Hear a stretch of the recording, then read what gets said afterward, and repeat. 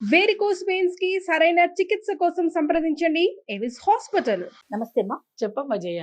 అమ్మ, మనకి కార్తీక మాసంలో పోలిపాడ్యమి ఉమ్, వస్తుంది కదా. చాలా విశేషంగా జరుపుకుంటాము. దానికి ప్రత్యేకించి ఒక కథ కూడా ఉంది.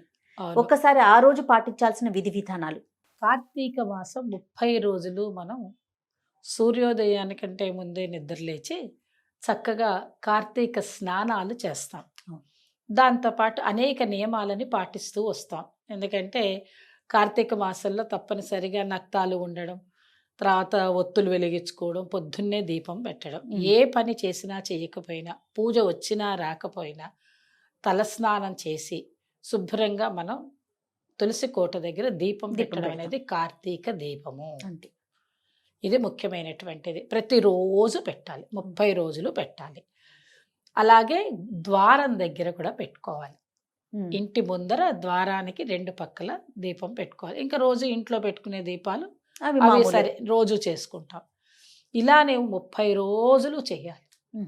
ఈ 30 రోజులు అనేది ఒక వ్రతం. దీంతో పాటు వీలైన వాళ్ళు నక్తాలు చేస్తారు. సరే, నక్తం చేయలేని వాళ్ళు 12 గంటల వరకు ఉండి 12 గంటల తర్వాత భోజనం చేసేవాళ్ళు భోజనం, టిఫిన్ చేసేవాళ్ళు టిఫిన్. అమ్మా. ఇవన్నిటికీ కారణం ఏంటంటే జయ, మూఢభక్తి కాదు, గుర్తుపెట్టుకోవాలి. ఆరోగ్యానికి సంబంధించిన విషయాలు ఇవన్నీ. కార్తీక మాసం చలి, అవును. విపరీతమైన చలిలో శరీరంలో ఉండేటువంటి విషయాలన్నీ నాడులు నరాలు అన్ని ఇలా మూసుకుపోతూ ఉంటాయి ఆ చలికి మనకి. అందువల్ల మనం ఏది పడితే అది ఆహారాల్లో తినేసాం అనుకోండి, నూనెలు నెయ్యిలు రోజు తినే ఆహారం గట్టిగా తినేస్తే అరగదు. ఎప్పుడైతే అరగదు, నాళ్ళన్నీ మూసుకుపోతూ ఉంటాయి. అరగకపోయేసరికి అనారోగ్యాలు వస్తాయి. దానికోసమని మనకి ఋషులు ఆనాటి కాలంలో సనాతన సంప్రదాయం పద్ధతులు చెప్పేటప్పుడే ఈ ఉపవాసాలు దీక్షలు ఇలాంటివి చెప్తే మనం అందరం వింటామని మన కోసం వాళ్ళు ఆనాడే కష్టపడ్డారు. అందువల్ల ఏంటి అంటే కార్తీక మాసం రాగానే చక్కగా సాయంత్రం దాకా హాయిగా ఉండండి. మళ్ళీ చాలామందికి తెలియని విషయం ఏంటి తెలుసా జయ, నక్తాలు చేసేటప్పుడు రిక్త దర్శనం చేసుకోవాలి. అంటే నక్షత్ర దర్శనం సాయంకాలం 6 గంటలకి 5 గంటలకే మీరు చక్కగా 4 గంటల నుంచి స్నానాలు చేసుకుని దేవుడికి నైవేద్యం మడిగట్టుకుని వంట చేసి అక్కడ పెట్టుకుని 5 గంటలకల్లా మీరు దీపం పెట్టుకునేటట్టు ఉండాలి. 6 గంటల లోపల మీరు భోజనం చేసేయాలి. వీళ్ళు ఏం చేస్తారు, ఇక ఉపవాసం కదా అని ఏ రాత్రో 9 గంటలకో 10 అట్లా చేయకూడదు. ఆరోగ్యం పాడైపోతుంది. కార్తీక మాసం చివరికి వచ్చేసరికి అనారోగ్యం తెచ్చుకొని మీరేమంటారంటే చివరికి కార్తీక మాసం వల్ల అనారోగ్యం వచ్చింది అని అంటారు. అది తప్పమ్మా. ఎందువల్లంటే మీరు సూర్యోదయంకే ముందే లేచేసి ఉంటారు, అప్పటికే మీరు 12 గంటలు అయిపోతుంది. అవునమ్మా, అవును. సాయంకాలం చక్కగా తొందరగా వస్తుంది, చీకటి తొందరగా పడిపోతుంది. ఆ టైంలో మీరు దీపాలు వెలిగించేసుకుని చక్కగా ఆకాశంలో నక్షత్రాలను దర్శనం చేసుకోవడం, భగవంతుడికి నైవేద్యం పెట్టడం, మీరు భోజనం చేయడం, ఇది విశేషం. అవును.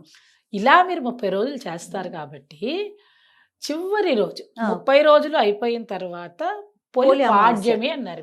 అమావాస్య కాదు అమ్మలు ఇక్కడ, సారీ అమ్మ, పొలిపాడ్యమి. అందరు అనుకుంటారు, నువ్వు అన్నమాట రైటే. కొంతమందికి తెలియక చివరి అమావాస్య రోజు చేసుకునే వాళ్ళు కొంతమంది ఉంటారు. కానీ పొలిపాడ్యమిని మీరే అన్నారు. పాడ్యమి అంటే అర్థం ఏంటి, అమావాస్య దాటాలి అని. 30 రోజులు దీపం పెట్టుకున్నాక చివరి రోజు అంటే అంతా అయిపోయాక మనకి మార్గశిర మాసాన్ని ఆహ్వానం పలికేటప్పుడు మనం ఏం చేస్తామంటే తెల్లవారుజామునే లేచి దొన్నెలు అంటే తెలుసు కదా అమ్మలు, ఆ అరటి మట్టల్లో దీపాలు 30 దీపాలు పెడతాం. 30 దీపాలు పెట్టి నీళ్ళల్లోకి వదిలేస్తాం. అంటే వ్రతం చేసుకున్న తర్వాత నా వ్రతం సంపూర్ణమైనది నీ వల్ల అని చెప్పి మనం భగవంతుని ఆరాధన చేసుకుని పూజ చేసుకుని నీళ్ళల్లోకి వదిలేస్తాం.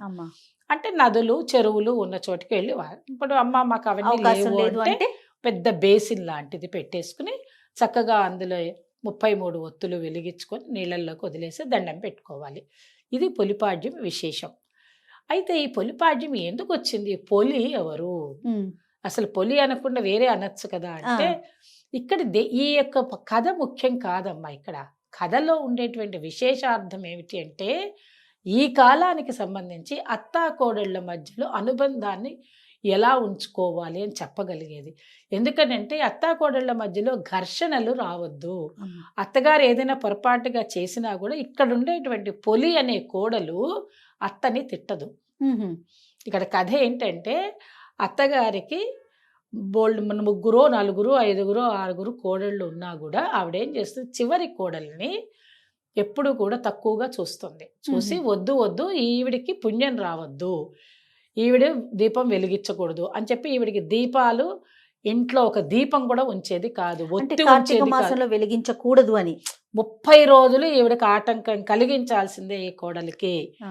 ఎందుకంటే ఈవిడ నా మాట వింటలేదు అంటే చివరి ఆవిడ పెద్ద ఆవిడ. మీరే ఆలోచించండి, జనరల్ కండిషన్స్లో కూడా అత్తగారు చాలా పెద్ద 70 ఏళ్ళ వయసు ఉంటుంది, కోడలు కోడలు వచ్చరికి చిన్న పిల్ల. 20 ఏళ్ల పిల్ల ఉంటుంది. అదే. వాళ్ళిద్దరి మధ్యలో జనరేషన్ గ్యాప్ కూడా ఎక్కువ ఉంటుంది.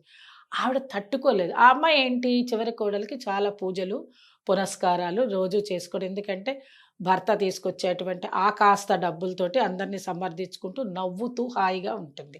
ఓకే. అది గ్రహించలేక మిగతా తోడి కోడలు అత్తగారికి ఎగేస్తూ ఉంటారు. అందుకని ఏం చేస్తుందంటే ఇవి చెయ్యకుండా ఉంచాలన్న ఉద్దేశంతో ఇంట్లో ఒక పత్తి కానీ నూనె కానీ అగ్గిపెట్టె కానీ ఏది ఉంచకూడదు అనేసి ఆవిడ అంటే ఆ పొద్దున టైంలో దాచిపెట్టేసుకుని వీళ్ళు మాత్రం వెళ్ళి నదుల దగ్గర స్నానం చేసుకుని అక్కడ వెలిగించుకొని వచ్చేవాడు. ఆహా. ఈ అమ్మాయి ఏం చేసేది, ఇంట్లో పత్తి చెట్టు ఉంటే వెళ్ళి ఆ చెట్టు దగ్గర నుంచి కొంచెం పత్తి కొంచెం కోసుకొని కవ్వ ఉంటుంది కదా, కవ్వం మజ్జిగ తెలుసు కదా, కవ్వం. బాగా పొద్దున్నే మజ్జిగ చిలికేసి అక్కడ పెట్టేసి వెళ్తారు కదా, దానికి ఒక వెన్న వస్తుంది. అవును. ఆ వెన్న తీసుకుని ఈ పత్తికి ఇట్లా ఇట్లా ఇట్లా ఇట్లా చేసేసుకుని చక్కగా మట్టిని ఇలా తోడేసేసి అక్కడ దీపం ఒత్తి మన ప్రమిదలాగా తయారు చేసుకుని అందులో పెట్టి వెలిగించుకుని మళ్ళీ అత్తగారు వస్తే తిడుతుంది, ఆ. ఎందుకు వెలిగించావని కోపడుతుంది అని చెప్పి సూర్యోదయం కాకముందే వాళ్ళు వెళ్ళంగానే ఈ అమ్మాయి పనిచేసే దాని మీద ఒక బుట్ట బోర్లు ఇచ్చేది. ప్రతిరోజు చేసేది ఈ పని, హాయిగా చేసేది. సూర్యుట్ల దండం పెట్టుకునేది, నక్షత్రాలు ఉంటాయి కదా, తెల్లవారుజామున దండం పెట్టుకునేది. ఇలా 30 రోజులు చేసేది. చివరి రోజు కూడా ఈవిడ గబగబా వచ్చేసే సమయానికి ఎక్కడ పెట్టేస్తుందో అని ఆరాట పడుతూ ఉండింది. చివరి రోజు ఈవిడ కనిపించేస్తుంది. ఈవిడికి ఎందుకు పెట్టావు అని కొడుతు. అయితే ఆవిడ కింద పడిపోతుంది. పడిపోయినప్పుడు ఆవిడ కాలం చేస్తుంది. కోడలు చనిపోతే అక్కడి నుంచి చక్కగా వచ్చి హాయిగా వైకుంఠానికి తీసుకెళ్ళిపోవడానికి దూతలు వచ్చేస్తారు. ఆహా.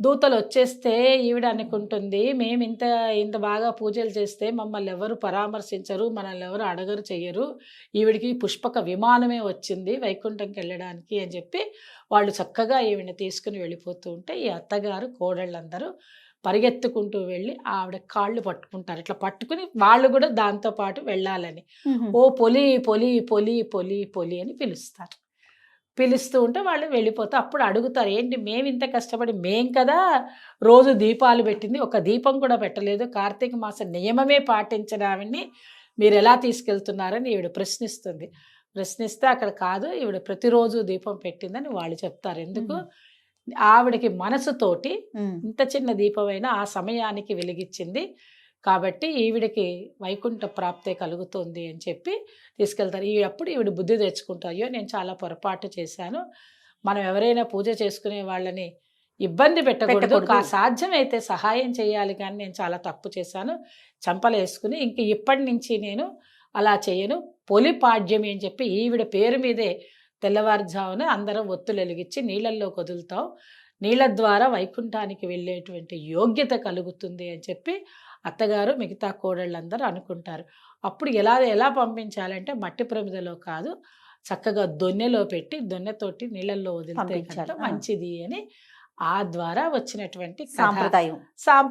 ఆవిడేమో స్వర్గానికి వెళ్ళిపోతుంది, వీళ్ళ కింద పడిపోతారు కాబట్టి అప్పుడు వీళ్ళు అనుకుంటారు ఆ పొలి మీద వచ్చిన పేరు కాబట్టి ఇది పొలి పాడ్యమి అయిందనమాట. అది కూడా ఏంటంటే 30 రోజులు వ్రతం పాటించాలి కాబట్టి అమావాస్య వెళ్ళిన పాడ్యమి కార్తీక మాసం మొదలు పెట్టుకుని మళ్ళీ కార్తీక మాసం చివరి రోజు అమావాస్య అయిపోయాక తెల్లవారితే పాడ్యమి, మార్గశిర మాసంకి మొదటి రోజు చక్కగా మనం తులసి కోట దగ్గర హాయిగా పూజ చేసుకుని ఈ పొలిపాడ్యమి వ్రతం కనుక చేసుకున్నట్టయితే కుటుంబం ఆనందంగా ఉంటుంది. రెండవది ఏంటి అంటే ఇందులో నియమాలు పాటించిన వాళ్ళు పెద్దవాళ్ళైనా చిన్నవాళ్ళైనా ఎవరైనా పూజలు పునస్కారాలు చేసుకునేటప్పుడు ఆటంకం కలిగించరాదు. మూడో విషయం ఏంటంటే ఇంట్లో అత్తాకోడళ్ళు ఉన్నట్టయితే అందరూ చక్కగా సమానంగా హాయిగా ఉండాలి. సాధ్యమైనంత వరకు అత్తగారులు పెద్దవాళ్ళు కాబట్టి వాళ్ళు పిల్లల్ని కోడళ్ళని మన ఇంటికి వచ్చిన వాళ్ళకి ఇంకా మీరు విషయాలన్నీ చెప్పి వాళ్ళు కూడా పూజ చేసుకునే అవకాశాలు కల్పించాలి. అలాంటి చిన్న చిన్న పొరపాట్లు చేయకూడదు, అవన్నీ మనం నేర్చుకోవాల్సింది. అలాగే కోడళ్ళు కూడా అత్త చెప్పినట్టుగా విని, ఒకవేళ పొరపాటుగా ఆవిడ ఎందుకో వద్దన్నారులే, మనం చేయదలుచుకున్న పని ఏదో చక్కగా చేసేసి ఆవిడికి అనుగుణంగా నడుచుకోవాలి అనే విషయాన్ని కూడా ఈ పొలిపాడ్యమి ద్వారా మనకు తెలుస్తుంది. కాబట్టి చక్కగా ఆనందంగా, ఇంకా చిన్నపిల్లలు కాబట్టి అవును. మీకు ఈ విషయాలన్నీ కూడా అమ్మమ్మ ఏదో పూర్వకాలం జరిగిపోయిన కథ అని కాదు, ఏ కథలో అయినా జయ మనకి మనం అన్వయించుకోవాలి. అవి దేవుడు అన్నా పూజలు అన్నా. అవునమ్మా. నేను ఒక విషయం చెప్పదలుచుకున్నాను నీకు. ఈసారి నేను కార్తీక పురాణాన్ని కూడా మార్చి రాయదలుచుకుని ఉన్నాను, రాస్తున్నాను. అది కూడా మీకు తప్పనిసరిగా మీకే ఫస్ట్ ఇస్తాను, సుమన్ టీవీకే తప్పకుండా ఇస్తాను. తప్పకుండా. అంటే ఎలా ఉండాలి, ఎలా జరగాలి అనేది ఈ కాలానికి అనుగుణంగా ఉండాలి అన్న ఉద్దేశం అన్నమాట. తప్పకుండా. ఇది పొలిపాడ్యమిలోని విశేషమైనటువంటి కథ. తప్పకుండా. చాలా సంతోషం. నమస్తే అమ్మా. నమస్తే.